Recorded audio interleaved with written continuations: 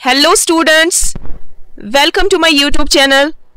आज मैं आपके लिए लाई हूं क्लास 10th का साइंस पेपर, सीरीज है एक्स। इस पेपर में टोटल नंबर ऑफ क्वेश्चंस 40 है, total number of printed page 16 है। टाइम आपको इस पेपर में दिया गया है 3 घंटे का और मैक्सिमम मार्क्स इस पेपर के 80 है। सेक्शन ए में टोटल नंबर ऑफ क्वेश्चंस 18 है, very short answer type questions है और हर एक क्वेश्चन का मार्क 1-1 है। Question number 1. A spherical mirror and a thin spherical lens have each a focal length of -15 cm. The mirror and the lens are likely to be. यहाँ पर एक तो आपके पास spherical mirror है और आपके पास spherical lens है, ठीक है। इनकी जो फोकल लेंथ है माइंस में है। आपको पता होगी, आपने पढ़ा होगा, जिसकी फोकल लेंथ माइंस में होती है वो होता है कनकेव, चाहे वो मिरर हो या लेंस हो। तो that means both spherical mirror and the spherical lens are concave. Question number 2, which of the following statements is correct. आपको बोलना है इन 4 स्टेटमेंट्स में से आपका कौन सा वो स्टेटमेंट करेक्ट है। इसमें जो स्टेटमेंट करेक्ट है वो है option C, a person with myopia can see nearby objects clearly. Question number 3, यहां पर इस क्वेश्चन में कहा गया है a person can not see distinctly object kept beyond 2 metre. This defect can be corrected by using a lens of power. आपको power निकालना है। आपको पता है जो पावर होता है वो बराबर होता है 1/f के focal length, but the focal length should be in metres. यहां पर ये जो पर्सन है वो अच्छे से नहीं देख पाता है बियॉन्ड 2 मीटर, तो दैट मींस इसको मायोपिया है। इसकी जो लेंस है मायोपिया जो करेक्ट होता है वो कनकेव लेंस से करेक्ट होता है, और जो कनकेव लेंस की फोकल लेंथ होती है वो नेगेटिव में होती है। तो दैट मींस आपको यहां पर जो f है वो नेगेटिव में लेना है। तो आपको यहां पर डालना है 1 फोकल लेंथ है 2, तो ये आएगी -2 में। तो 1/-2 इक्वल टू -0.5 डायोप्टर। तो that means option B is correct. Question number 4. The energy given to each coulomb of charge passing through a 6V battery is. यहाँ पर आपको ध्यान रखना है, यहाँ पर आपके क्वेश्चन में क्या क्या दिया गया है। एक तो यहाँ पर लिखा गया है each coulomb और लिखा गया है 6V बैटरी, 6 वोल्ट बैटरी। तो आपको देखना है ये जो दोनों ही है ये किस फॉर्मूला में आते हैं। तो कूलम जो है वो किसका ऐसा यूनिट है, वो है चार्ज का ऐसा यूनिट। तो दैट मींस यहाँ पर चार्ज दिया गया है और जो वोल्ट है वो है पोटेंशियल डिफरेंस का ऐसा यूनिट। तो आपको यहाँ पर 2 चीजें दी गई है, आपको एनर्जी निकालनी है। तो यहां पर जो फॉर्मूला यूज होगी वो होगी पोटेंशियल डिफरेंस की फॉर्मूला। पोटेंशियल डिफरेंस बराबर होता है work done divided by charge. तो work done per unit charge कहलाता है पोटेंशियल डिफरेंस। तो यहां पर आपको वर्क डन निकालना है। वर्क डन यहां पर हुआ है in the form of energy, तो हम इसको ऐसे भी लिख सकते हैं, work done is equal potential difference into charge. तो पोटेंशियल डिफरेंस की जगह आप लिखेंगे 6 और चार्ज की जगह आप लिखेंगे 1। तो यहां पर ईच कूलम मतलब 1 कूलम चार्ज, तो 6 × 1 = 6। तो वर्क डन का ऐसा यूनिट है जूल, तो इसका जो आंसर है 6 joule. Question number 5.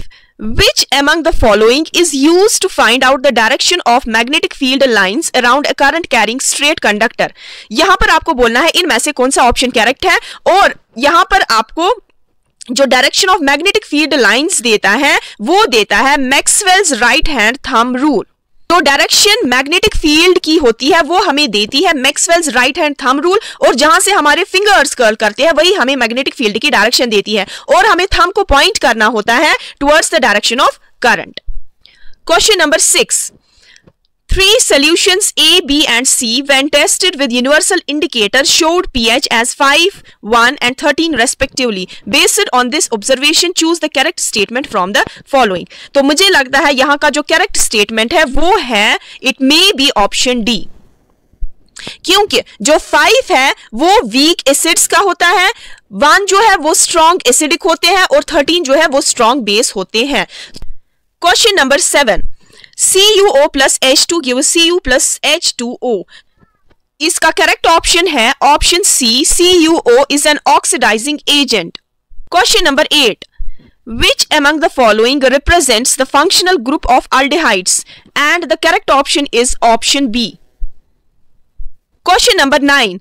An element reacts with oxygen to give a compound with a high melting point. This compound is also soluble in water. The element is likely to be, and the correct option is option A, calcium. Question number 10. Where should an object be placed in front of a convex lens to get a real image of the size of the object? यहाँ पर जितना object का size होता है उतना ही image का size वो किस केस में हमें मिलता है? वो मिलता है हमें जब हम ऑब्जेक्ट को रखते हैं at twice the focal length. Question number 11. Which one of the following properties is not generally exhibited by ionic compounds? And the correct option is option B, electrical conductivity in solid state. Question number 12. Growing fetus derives nutrition from mother's blood through, and the correct option is placenta. Question number 13. Characters that are transmitted from parents to offsprings during sexual reproduction show both similarities and variations with parents.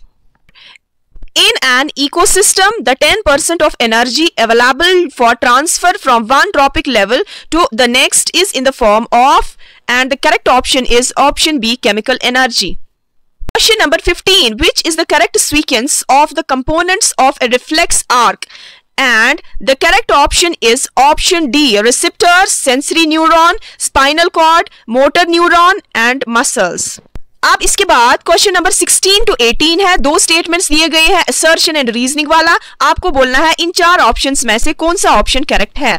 और question number 16 है assertion: when a current carrying conductor is placed in a magnetic field, it experiences a force. This is a true statement. The force acting on a current carrying conductor is only due to the external magnetic field. This is also a true statement. That means इसमें जो आएगा इसमें option A आएगा. A and R are true and R is the correct explanation of A.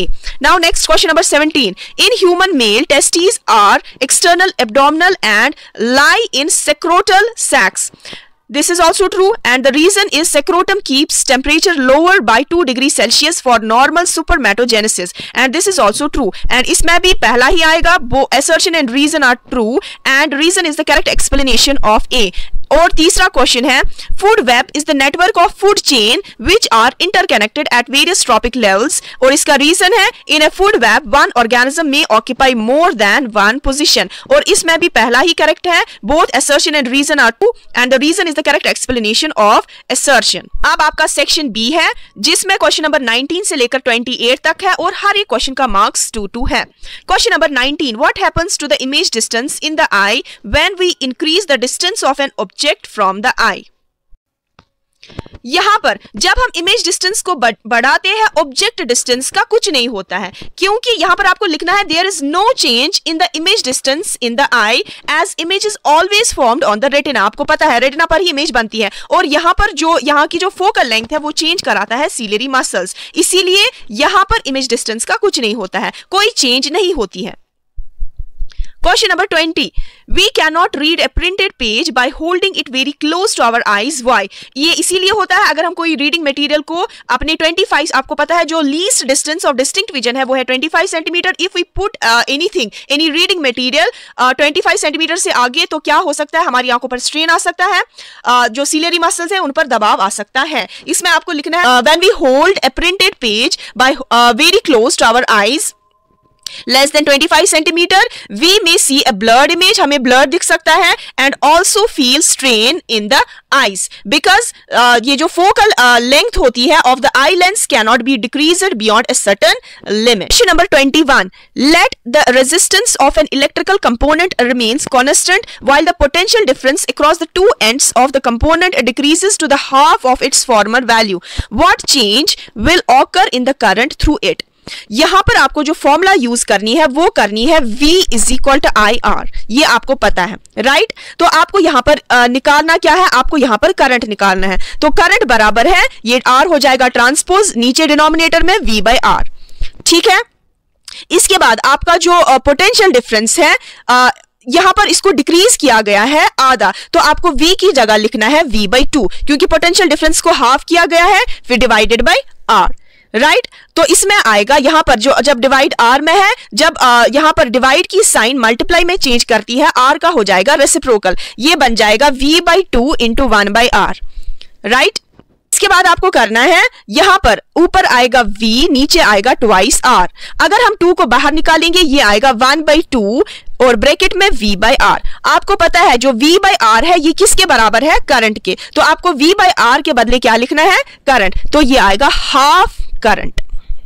तो ये है आपका इसका आंसर। तो यहां पर आपको लिखना है the amount of current flowing through is reduced to half. Now question number 22। Question number 22 में आपको बोलना है, आपको ड्रॉ करना है the pattern of magnetic field lines around a current carrying solenoid. यहां पर आपको एक सोलेनॉइड ड्रॉ करना है। आई होप आपको ये आया होगा। Question number 23, right the balanced chemical equation for the following chemical reactions. यहां पर आपको बैलेंस्ड इक्वेशंस लिखनी है। क्वेश्चन नंबर 24 भी आपका केमिस्ट्री पर बेस्ड है एंड क्वेश्चन नंबर 25 भी आपका केमिस्ट्री से आया है। इसके बाद पेज नंबर 10 पर question number 26, question number 27, question number 28। Now section C, और यहां पर 9 क्वेश्चंस है। हर एक क्वेश्चन का जो मार्क्स है वो 3-3 है।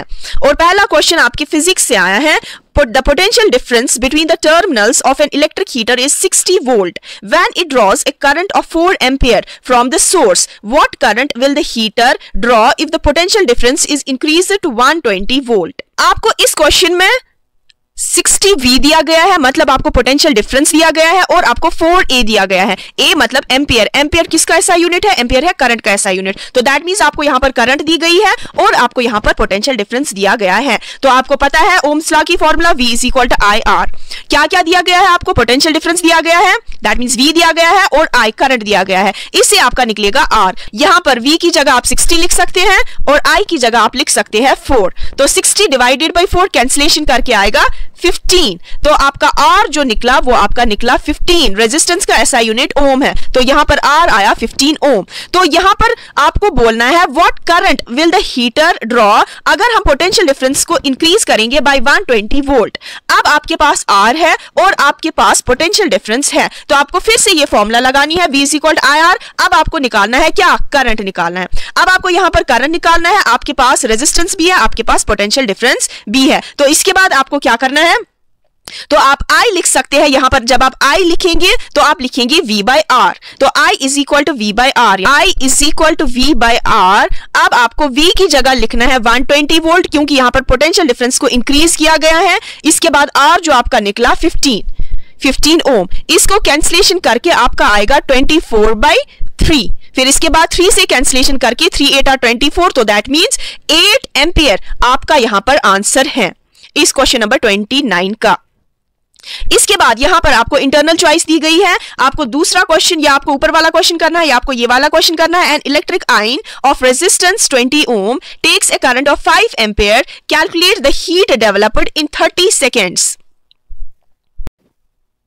यहां पर आपको 20 ओम दिया गया है, दैट मींस आपको रेजिस्टेंस दी गई है। आपको यहां पर एम्पियर दिया गया है, तो दैट मींस आपको करंट दी गई है, और आपको यहां पर टाइम दिया गया है 30 सेकेंड्स का। आपको हीट निकालना है। तो आपको पता है जो हीट की फॉर्मूला है H = जिसमें करंट भी आता है, जिसमें रेजिस्टेंस भी आती है और जिसमें टाइम भी आता है, वो है I²RT। यहां पर आपको वैल्यूज पुट करना, बिल्कुल सिंपल क्वेश्चन है। यहां पर 3 मार्क्स आपके हाथ में है।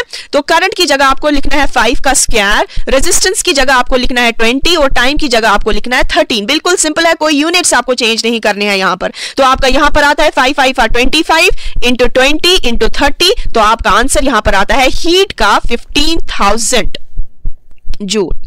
तो this is your answer. X series का question number 30, define magnetic field. आपको मैग्नेटिक फील्ड को डिफाइन करना है, बिल्कुल आसान है।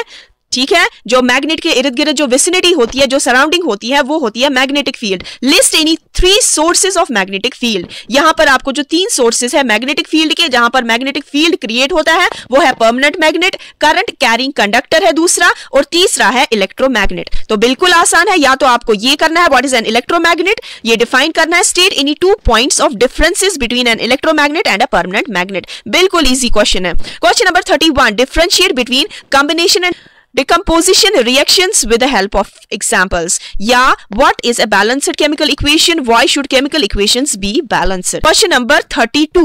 Differentiate between minerals and ores with the help of examples. या यहाँ पर आप देख सकते हैं, मैं धीरे धीरे स्क्रॉल करती जाऊंगी, आप यहाँ पर देख सकते हैं कहाँ से आपका क्वेश्चन आया है। इसके बाद यहाँ पर और मैं इंटरनल चॉइस है, यहाँ पर आप लिख सकते हैं develop secondary sexual characters at puberty in boys. यहाँ पर इसका आंसर आ सकता है LH एंड FSH। और सेकेंड पार्ट में इनहिबिट्स ग्रोथ ऑफ प्लांट्स, वो कौन सा हार्मोन है जो प्लांट ग्रोथ को इनहिबिट करता है, वो है एब्सिसिक एसिड। और तीसरा गोइटर, और यहाँ पर आएगा थायराइड हार्मोन। इसके बाद पेज नंबर 13 पर आपका यहाँ पर क्वेश्चन नंबर 35 है, इसकी इंटरनल चॉइस है यहाँ पर। इसके बाद 36 आपका यहाँ पर भी इंटरनल चॉइस है। इसके बाद आपका क्वेश्चन नंबर 37 एक्स सीरीज का, यहाँ पर भी आपकी इंटरनल चॉइस है। आपका सेक्शन डी क्वेश्चन नंबर 38 से क्वेश्चन नंबर 40 और 3 लॉन्ग आंसर टाइप क्वेश्चंस है यहाँ पर, जिसकी इंटरनल चॉइसेस है और हर एक क्वेश्चन का मार्क्स 5-5 है। क्वेश्चन नंबर 38, यहाँ पर आपको draw a ray diagram in each of the following cases to show the formation of image when the object is placed. और पहला पार्ट है between centre of curvature and the principal focus of a concave mirror. जो तीनों यहाँ पर cases है वो concave mirror के आए हैं, बिल्कुल इजी है। आपको जो ऑब्जेक्ट है मतलब फोकस और सेंटर ऑफ कर्वेचर के बीच में आपको ऑब्जेक्ट रखना है, और जो इमेज बनेगी यहाँ पर बियॉन्ड सी बनेगी, रियल एंड इन्वर्टेड बनेगी और एनलार्ज्ड बनेगी। सेकेंड केस है आपका at the focus of a concave mirror. जब आप ऑब्जेक्ट को फोकस पर रखते हैं इमेज बनती है इन्फिनिटी पर, जब आप इन्फिनिटी पर ऑब्जेक्ट रखते हैं इमेज बनती है फोकस पर। ये इसका उल्टा है। तो फोकस पर आपने ऑब्जेक्ट को रखा तो इमेज बनी इन्फिनिटी पर, हाईली एनलार्ज्ड बनी। और इसका third part between focus and pole of a concave mirror. Last case है, छठा केस है इस कनकेव मिरर का, जब आप फोकस और पोल के बीच में ऑब्जेक्ट को रखते हैं। इसी एक केस में ऊपर के 5 केसेस में रियल एंड इन्वर्टेड बनता है, और इसी लास्ट केस में आपका वर्चुअल और इरेक्ट जो इमेज है वो बनती है, और एनलार्ज्ड बनती है, बिहाइंड द मिरर बनती है। This was your question number 38। या तो आपको ये करना है यहां से, फिर इसके बाद क्वेश्चन नंबर 39 है, केमिस्ट्री से आया है। या तो आपको कंबशन रिएक्शन को एक्सप्लेन करना है या सब्स्टिट्यूशन रिएक्शन विद एग्जांपल्स। इसके बाद पेज नंबर 16 पर जो लास्ट क्वेश्चन है पेपर का, question number 14, describe the structure and functioning of nephron. ये आपका क्वेश्चन, ये आपको करना है, या तो इसमें इंटरनल चॉइस है। आई होप स्टूडेंट्स आपने यहाँ पर जो मैंने आपको आंसर्स दिए वो आपने टैली किए होंगे, और आई होप आपका जो पेपर है वो अच्छा गया होगा। ओके स्टूडेंट्स, अल्लाह हाफिज, मिलते हैं नेक्स्ट वीडियो में। Till then good bye.